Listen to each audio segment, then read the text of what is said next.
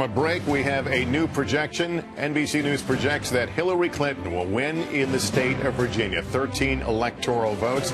Here's how it's shaking out right now. Clinton had it 47% over Trump. What does this mean to the electoral map? Let's take you down to the ice and see where things stand. Trump with 168. Clinton with 122 as our map begins to fill in. But there are some states in gray right there who are going to create a lot of upset stomachs and drama in both campaigns tonight.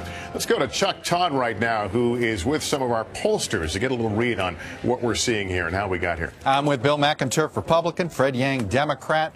These guys are the brains behind the home is the other story here. Not only have we seen in the excerpts blowing through the roof the Trump voter, but as Bill noted, your college-educated white voter, she's doing well, but she's not doing as well as they expected. It doesn't cancel out what he got. And listen, this was always out of reach for him when he was fighting with his own party. That's why it was viewed as so calamitous when he went to war with Republicans. The intra-party fighting was viewed as disastrous. But that hasn't really been the case for the last few weeks. The closing weeks of this campaign have had Republicans, even Paul Ryan, who we were talking about in the last hour, singing off of the same song sheet about Clinton corruption. Don't forget health care either. Exactly, huge story. You know, when those premiums went up, obviously their research said go after it because he hammered health care. With an assist from Bill Clinton, who said, you know, we all know this law, you know, he said something derogatory about Obamacare, which gave them fuel, gave them ammunition. And what was different about the post-Comey period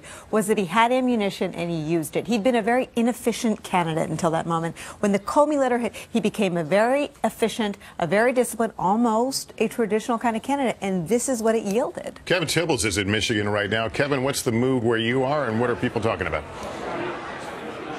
Well, Lester, I think it's one of amazement and perhaps a little bit of surprise thrown in because people here last night were attending one of the final Donald Trump rallies here. At any point, did you ever think that Michigan, it might actually come down to Michigan? Never. I never thought it would happen.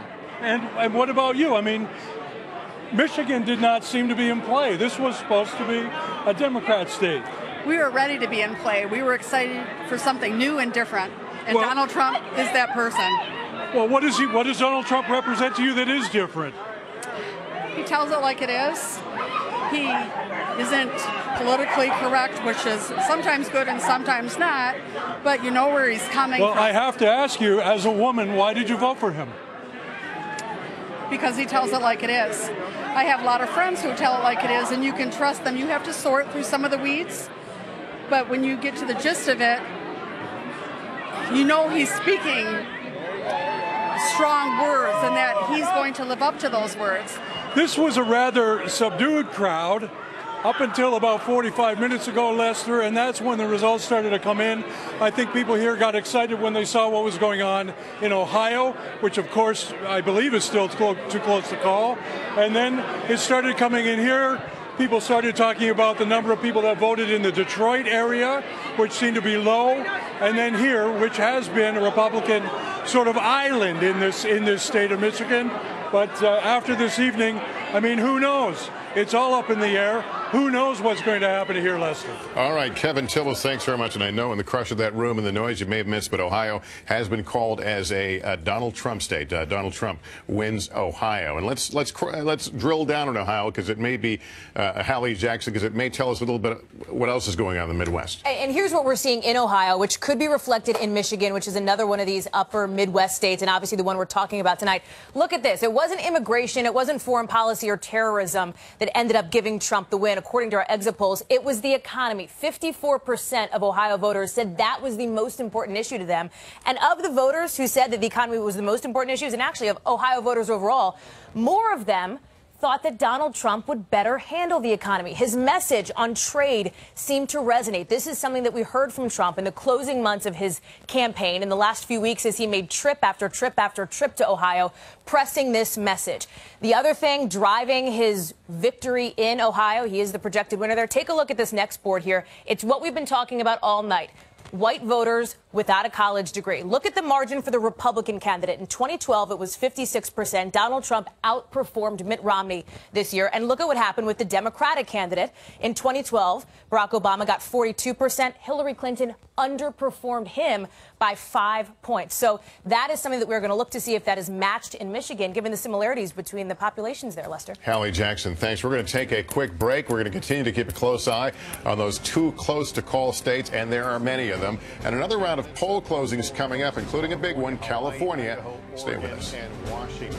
And, of course, we'll have the characterizations at the top of the hour. I want to go to Kristen Welker now. She's learned some new information at Clinton headquarters here in New York. Kristen? Lester, good evening. The Clinton campaign projecting confidence in this nail-biter of a race. I just heard from one top official who says they still have a path to 270, and they say they are on that path. Why? Because they have won Colorado and Virginia. But the path includes holding Wisconsin and Michigan.